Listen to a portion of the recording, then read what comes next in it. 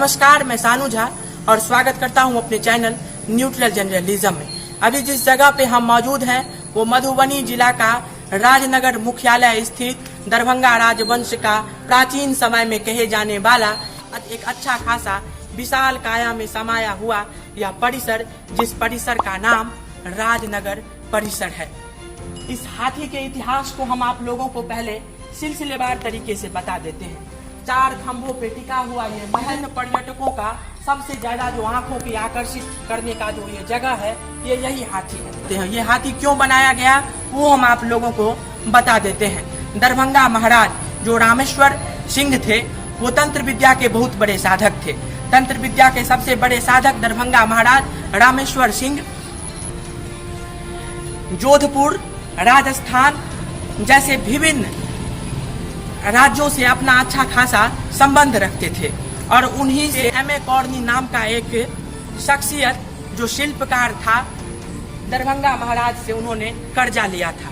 दरभंगा महाराज से उन्होंने कर्जा लिया और जब कर्जा चुकाने की बारी आई तो उन्होंने मना कर दिया कि मेरे पास इतना पैसा नहीं है कि मैं आपको कर्जा चुकता कर सकता हूँ। M.A. कॉर्नी के द्वारा कहा गया कि मैं आपको एक ऐसा चीज देने वाला हूँ जो भारत में अभी तक नहीं हुआ है। सन 1880 ईस्वी से लक्ष्मेश्वर सिंह के द्वारा इस भवन का निर्माण यानी बुनियाद रखा गया, जो आगे चलकर रामेश्वर सिंह के हाथों में गई और उसके बाद Rameshwar Singh doctor M.A. Corny को कहा था कि अगर आप यहाँ पे किसी तरह का निर्माण करना चाहते हैं तो ऐसी वस्तु दीजिए जो ये हाथी से भी ज्यादा मजबूत हो। और M.A. कॉर्नी ने उसे सिरे से स्वीकार किया और ये 4 हाथी आप चारों दिशाओं में आप देख सकते हैं।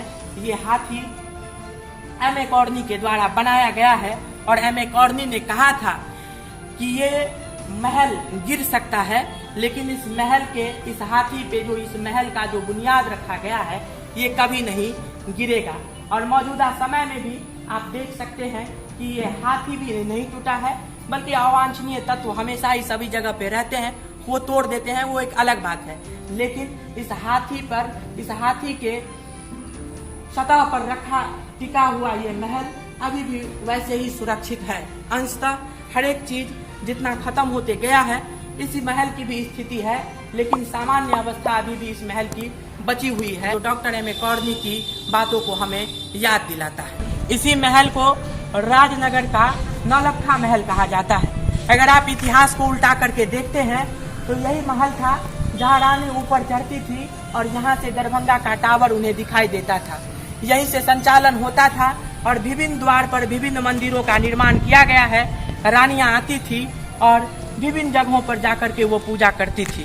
यहाँ पे पर्यटक भी आते हैं, इच्छा भर के तमाम चीजों को देखते हैं, इतिहास से रूबरू भी तथाकथित होते भी हैं और नहीं भी होते हैं। और इस शिल्पकारी व्यवस्था को देखिए, तंत्र विद्या से परिपूर्ण। और खंडवाला राजवंश एक आध्यात्मिक राजवंशों में से एक था जिनके पास अदम्य जमीन जायदाद और बहुत तरह की अपार धन संपत्ति थी, जिसके तहत राज परिवार के द्वारा लोगों के दान में दिए गए बड़ा जमीन का टुकड़ा अभी भी है, जहाँ पे लोग आज भी रहते हैं। और ये मौजूदा समय में इस महल की स्थिति से आपको हम मुतमईन करा रहे हैं।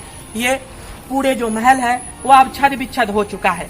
सरकार के उपेक्षा के कारण ये महल पता नहीं अपने इतिहास को याद करते हुए मौजूदा समय में जो इसकी भविष्य है वो पता नहीं किसको ये कोसता होगा।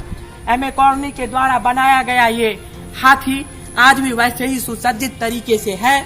और इस हाथी को आप अगर इधर से देखें तो चारों दिशाओं में ये हाथी अभी भी सुसज्जित तरीके से यहाँ दिखाई देता है। ये हाथी को आप देखिए और कितनी सुदृढ़ और दृढ़ अवस्था में ये हाथी अवस्थित है, जहाँ आप इसकी कलाकृति को देख करके अपने आंखों के दार्शनिक भूख को तृप्ति दे सकते हैं। इससे बड़ा पर्यटक स्थल हमें नहीं लगता कि मिथिलांचल में कभी कहीं पे हो सकता है। मौजूदा समय में खंडवाला राजवंश के द्वारा बनाया गया ये महल 1880 ईस्वी में शुरू हुई, लेकिन दुर्दांत भूकंप का केंद्र बिंदु राजनगर रहने के कारण ये तमाम मंदिर और ये महल अपनी स्थिति को संभाल नहीं पाया। और मौजूदा समय में राज्य सरकार के साथ साथ केंद्र सरकार और स्वयं राज परिवार के उपेक्षित आंखों से देखे जाने का ये परिणाम अभी ये तमाम जगहों पर ये जो उपस्थित जितने भी महल और जितने भी मंदिरें हैं वो भुगत रही है। जिस पटल को हम लोग अभी फिल्मा कर आए हैं, 4 हाथी को दिखाए हैं, उसी पटल का दूसरा भाग जिसे आप नौलखा परिसर कह सकते हैं। इसी नौलखा परिसर जो यहाँ तक जाकर इंड होता है। बहुत सारे लोगों का ये भी कहना है कि यह नौलखा परिसर ही इसे पूरा कहा जाता है, लेकिन आधिकारिक रूप से अगर आप देखें तो यह नौलखा परिसर वहाँ से शुरू होता है जहाँ से हमने आप लोगों को दिखाया था, और वहाँ से चलते चलते ये नौलखा परिसर यहाँ तक खत्म होता है। इसी नौलखा परिसर जो 9 लाख में उस समय में बना था, 18वीं सदी में 1880 ईस्वी में इसकी बुनियाद पड़ी थी। लक्ष्मेश्वर सिंह के द्वारा इस तमाम महलों का बुनियाद रखा गया था, जो अब सरकार के तमाम समृद्ध योजनाओं से, पर्यटकों के तमाम योजनाओं से आज ये तमाम महलों उपेक्षित हो चुका है। इस महल को आप अगर देखें तो यह नौलखा परिसर वहां से शुरू होकर यहाँ तक जाकर खत्म होता है, और इसे ही हम राजनगर का नौलखा पैलेस कहते हैं, जो मौजूदा समय में सरकार के विभिन्न योजनाओं से उपेक्षित होकर आंखें टिकटिकाए हुए बैठी है कि कब आकर के हमारा कोई उद्धार कर दे और पर्यटक स्थल इसे घोषित किया जाए, जिसके कारण यहाँ पर लाखों हजारों पर्यटक आएंगे। मौजूदा समय में आते भी हैं। मिथिलांचल और बिहार से देश स्तर के उतने पर्यटक नहीं आते हैं, लेकिन अगर सरकार इस पर ध्यान देती तो ये एक अच्छा खासा पर्यटक स्थल बन सकता था। रोजगार भी यहाँ पे पनप सकती थी। अभी जिस तरह से रोजगार पर मार पड़ी है, अगर सरकार इन तमाम जगहों पर अगर ध्यान देती तो ये रोजगार का भी एक नया आयाम लेकर आता। लोगों ने बताया कि इसे कामाख्या मंदिर कहा जाता है।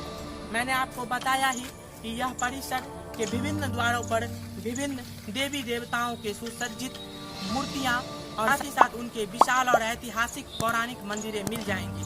लेकिन ये मंदिर असम के कामाख्या मंदिर तो नहीं है, मिथिलांचल का कामाख्या मंदिर है, जो मौजूदा समय में आप देख सकते हैं कि पानी की क्या स्थिति है। इस स्थिति में उस मंदिर अभी भी उपेक्षित है।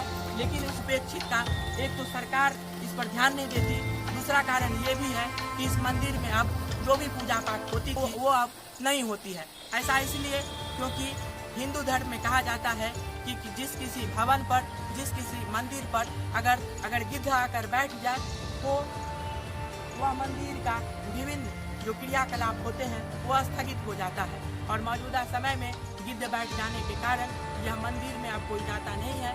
यहाँ हम अंदर तो नहीं जा सकते हैं, पानी जो है वो यहाँ पे आप देख सकते हैं कि ठेंगुना से भी ऊपर तक का पानी है। मवेशियों से आप अंदाजा लगा सकते हैं। अब यहाँ पे पूजा पाठ करने की कोई व्यवस्था नहीं है।